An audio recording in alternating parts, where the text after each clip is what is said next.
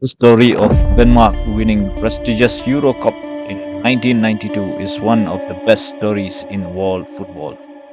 The Denmark football national team did not qualify to the Euro Cup, and all these players will be in holiday sooner than later. The team, knowing fully that they did not qualify for the tournament, had no other option than to use the time to enjoy their holidays. Little did they know that this will be the only team to script history. The year is 1992 and the month is June. Players were busy preparing for the holidays, and the coach of the Denmark national team, Richard Moller Nielsen, was in the kitchen renovating it. The coach has said players are free to enjoy a rest period away from the sports fields with their families and friends because there will be no physical activity during this period. Michael Laudrup, a striker playing for the Spanish club Barcelona, when contacted did not even pick up the call because during this time he was in a dispute with the coach himself, that is Richard Muller Nielsen.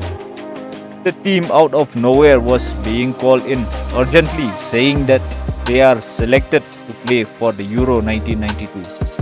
The reason behind Denmark getting a call up was because the Yugoslavia team was suspended from competitive football by FIFA and UEFA. Because of the outbreak of the Yugoslav wars, Denmark, being the best qualifier from the group, was being called in eventually. In the tournament, Denmark was placed in a group consisting of France, England, and Sweden. France had at their disposal a Ballon d'Or winner John Pierre Papin and a young, energetic Eric Cantona. England had the likes of David Platt and a 20-year-old phenomenon Alan Shearer. Sweden, on the other hand, was the host team, the team that had full support of the fans. Looking at the group, nobody will ever give Denmark a chance, set aside them the chances of winning the tournament itself. But as the saying says, being the underdog will give you ample time to succeed. I am just making it up. You know what? Denmark and Sweden qualified from the group, and the tournament favorites France and England were kicked out. The Denmark team eventually qualified for the semi-finals, and they are facing Holland, a team few weeks back were about to go in holidays and now suddenly facing the Dutch team consisting of the top players of the likes of Ruud Gullit, Frank Rijkaard and Marco van Basten and Dennis Bergkamp in the semi-final. Tell me, if you are a football fan watching this semi-final, whom will you support? I bet nobody will give Denmark a chance. A highly contested game being played out for the full 90 minutes, and the game ended 2-2. This surely was the best of the best semi-finals games ever.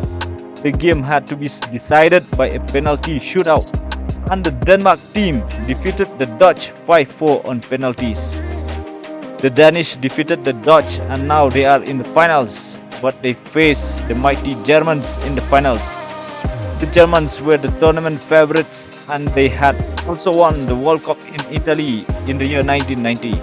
So the world champions facing the backup team in the finals of Euro 1992.